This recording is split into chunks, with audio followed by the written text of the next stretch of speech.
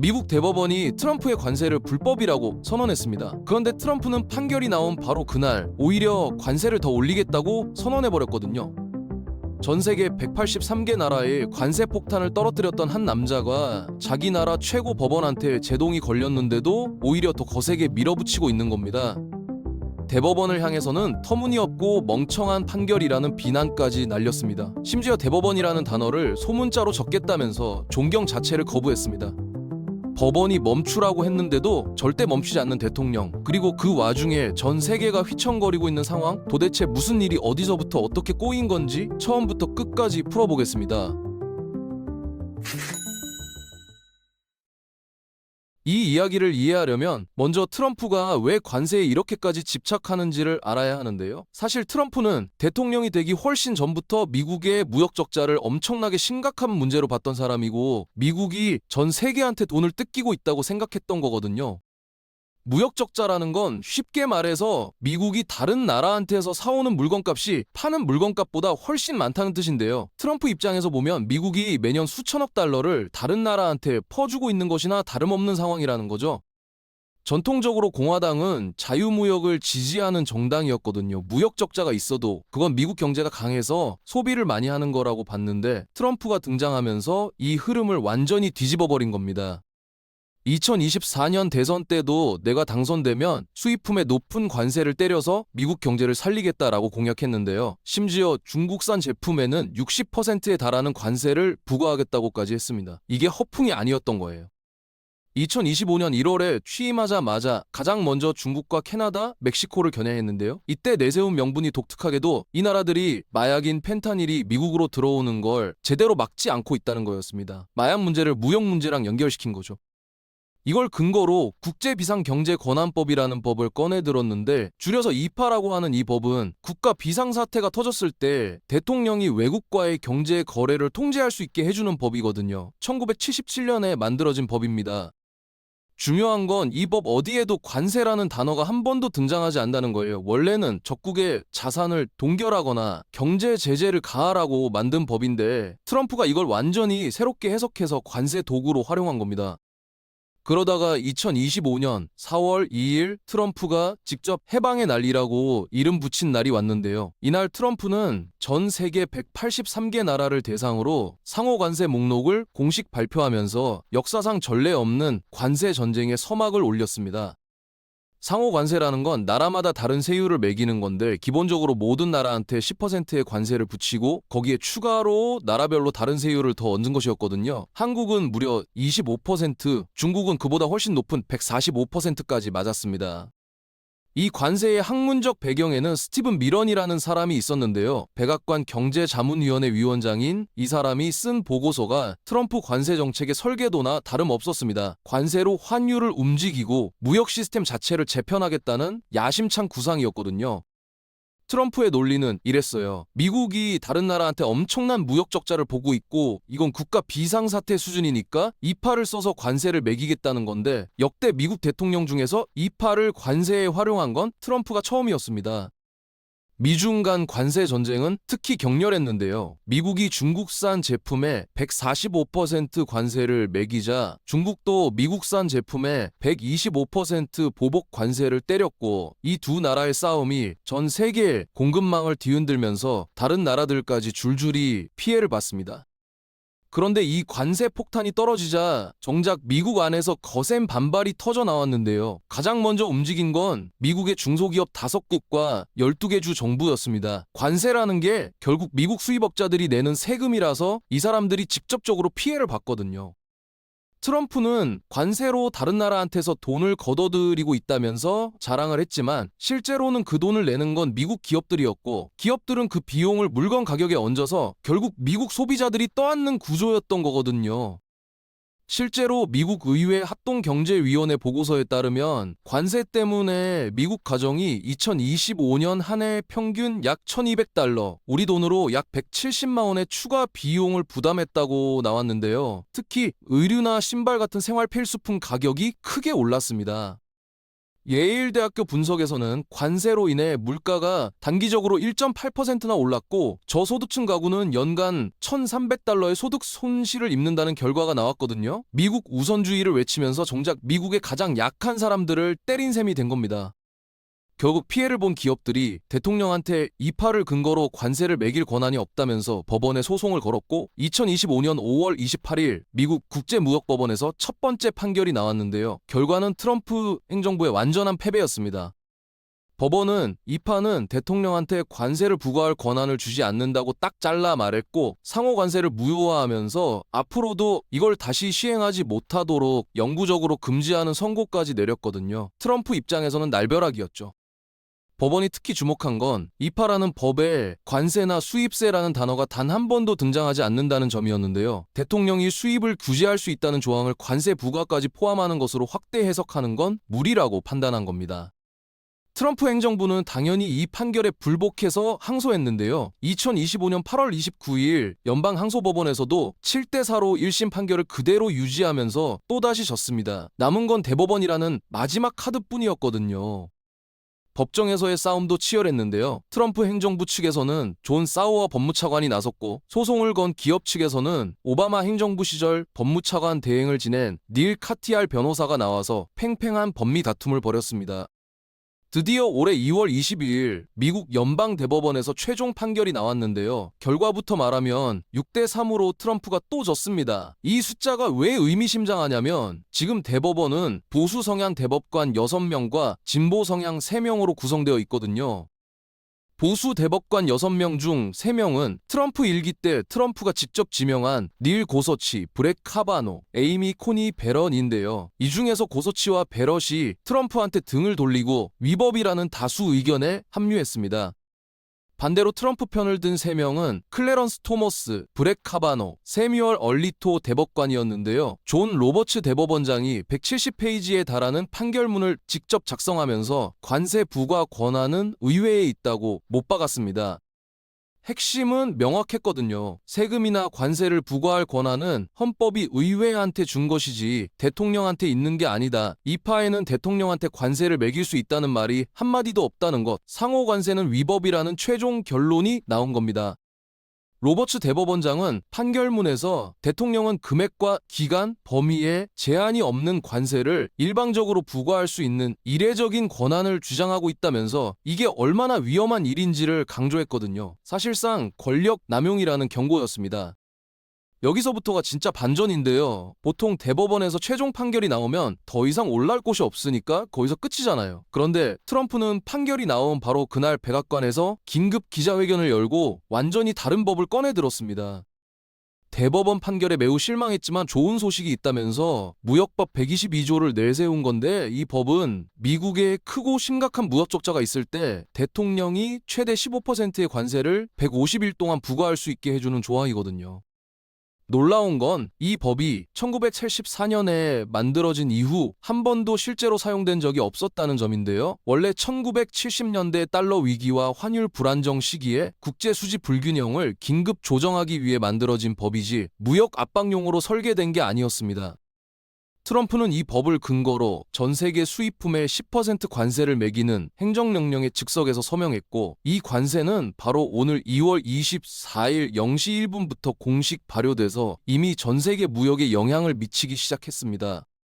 미국 세관국경보호국은 발효 시점에 맞춰 기존 이파 관련 모든 관세 코드의 적용을 비활성화하고 징수를 중단한다고 공식 안내했는데요. 대신 122조 기반의 새 관세 코드가 즉시 가동되면서 사실상 관세 체계가 하루아침에 교체된 셈입니다. 하루 뒤에는 자기 소셜미디어에 법이 허용하는 최대치인 15%로 올리겠다고 적으면서 관세를 5%포인트 추가 인상까지 선언했거든요. 대법원 판결에 대한 정면 도전이라는 게 모든 전문가의 분석이었습니다. 다만 실제로 발효된 관세는 우선 10%가 적용됐고 15% 인상은 별도의 행정명령을 통해 추진될 것으로 보이는데요. 구체적인 인상 시점은 아직 공개되지 않아서 또다시 불확실성이 커지고 있는 상황이거든요. 대법원을 향해서는 반미적이고 터무니없는 결정이라고 했고 말도 안 되고 멍청한 판결이라면서 원색적인 비난을 쏟아냈는데 심지어 대법원을 뜻하는 영어 표현을 일부러 소문자로 쓰겠다고까지 하면서 전례 없는 수준의 사법부 모독을 했습니다. 펜스 부통령도 가세에서 대법원 판결은 명백한 무법행위라면서 대법원이 대통령의 수입 규제의 권한을 부정해 미국 산업 보호를 어렵게 만들었다고 공개적으로 비판했는데요. 행정부 전체가 사법부와 정면 충돌하는 모양새가 된 겁니다. 트럼프는 더 나아가 어떤 나라든 대법원의 터무니없는 결정으로 장난을 치려 한다면 특히 수십 년간 미국을 뜯어먹어온 곳은 이전 합의보다 더 높은 관세를 마주하게 될 것이라면서 전 세계를 향해 위협을 날렸습니다. 이건 사실상 한국이나 일본 같은 동맹국들이 대법원 판결을 근거로 기존 무역 합의를 뒤집으려 하면 보복하겠다는 경고인데요. 트럼프 특유의 협박 외교가 대법원 판결 이후에도 멈추지 않고 있다는 걸 보여주는 거거든요. 트럼프 행정부의 전략을 좀 더 들여다보면 단순히 화가 나서 밀어붙이는 게 아니라 꽤 치밀한 다층 구조의 계산이 깔려 있다는 걸 알 수 있는데요. 이건 크게 세 단계로 나눠져 있습니다.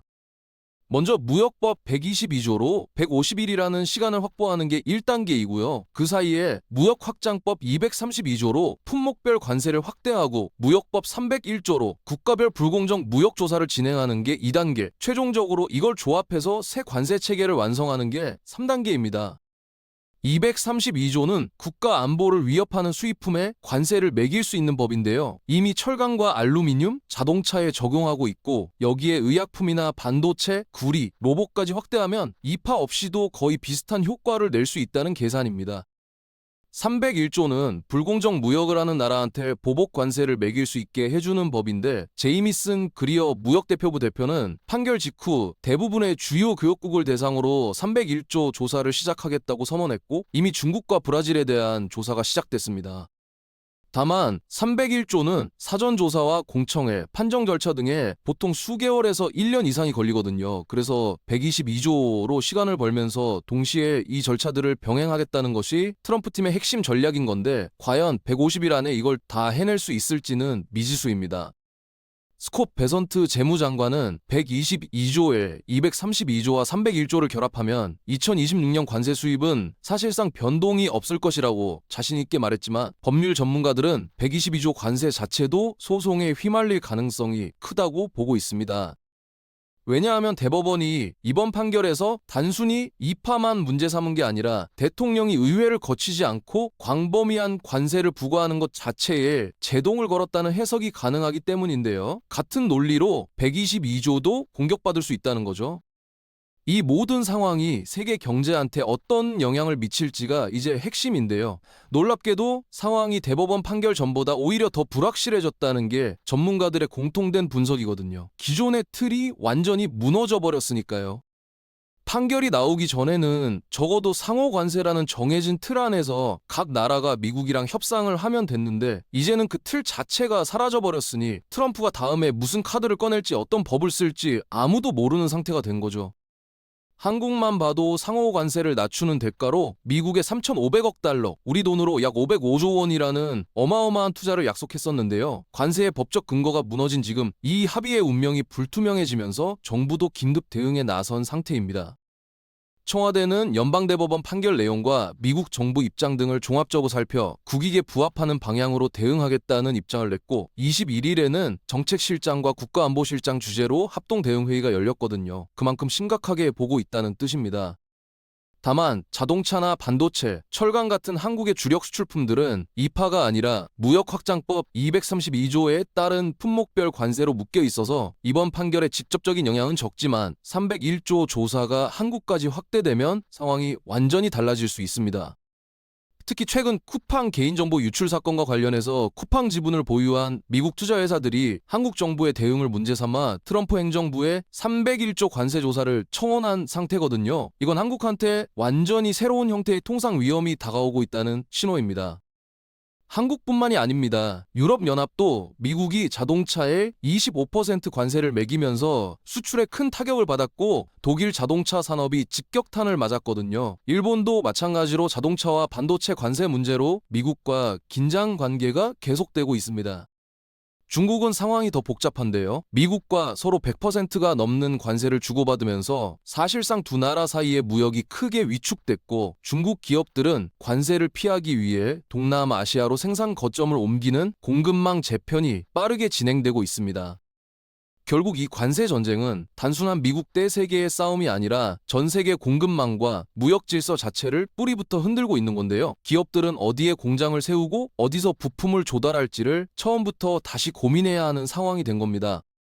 증시 반응도 롤러코스터를 탔는데요. 대법원 판결 직후 월스트리트는 환호하면서 S&P 500은 0.69%, 나스닥은 0.9% 올랐고 관세 부담이 줄어든다는 기대감이 반영된 거였습니다. JP모건은 이런 안도 랠리를 미리 예측하기도 했었죠. 그런데 트럼프가 바로 그날 무역법 122조로 새 관세를 발표하면서 시장은 다시 신중 모드로 돌아갔습니다. 블룸버그에 따르면 이번 10% 관세로 미국의 평균 실효 관세율이 13.6%에서 16.5%까지 오를 수 있다고 해요.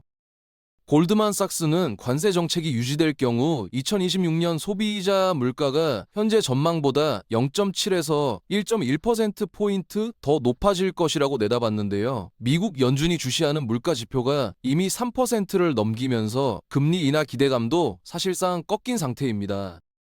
여기에 더 큰 폭탄이 있는데, 대법원이 상호 관세를 위법이라고 확정했으니까 그동안 기업들이 냈던 관세를 돌려달라는 소송이 줄줄이 이어지고 있거든요. 이미 1000개가 넘는 기업이 환급 소송에 나서면서 미국 정부를 상대로 한 역대급 소송전이 벌어지고 있습니다.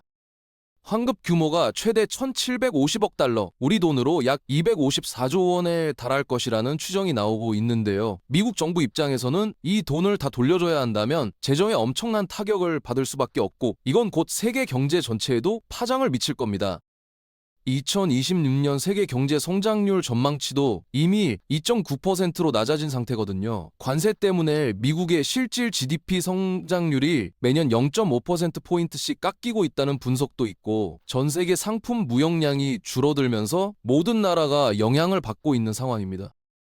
최근 여론조사에서는 미국 성인의 64%가 트럼프의 관세 정책에 반대한다는 결과가 나왔는데요. 관세가 부메랑이 되어 트럼프 자신한테 돌아오고 있다는 분석이 나오면서 11월 중간선거에서 참패할 수 있다는 전망까지 등장했습니다.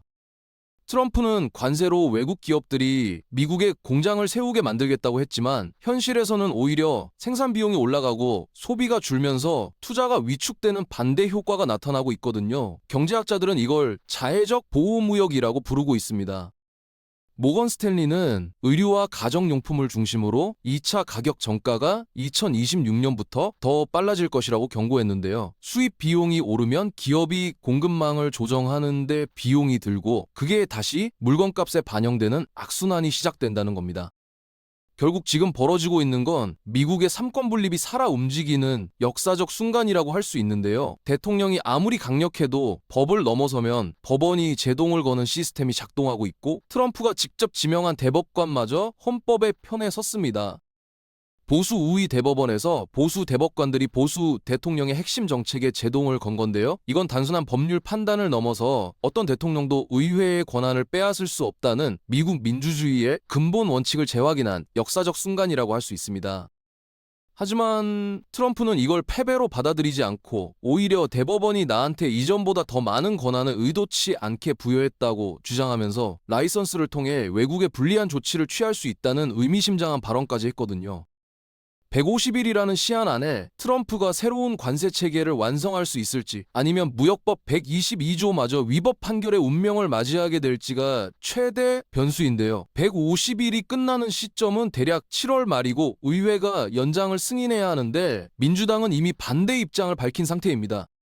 대법원이 칼을 빼들었는데도 방패를 바꿔들고 다시 돌진하는 트럼프. 11월 중간선거를 앞두고 관세라는 무기를 절대 포기할 수 없는 이 대통령과 사법부의 충돌이 세계 경제를 얼마나 더 흔들지 아무도 장담할 수 없는 상황입니다. 전 세계가 미국의 다음 수를 숨죽이며 지켜보고 있고, 우리 역시 이 거대한 관세 전쟁의 한가운데 서 있다는 걸 기억해야 할 때거든요. 앞으로 150일이 세계 경제의 운명을 좌우하게 될 수도 있습니다.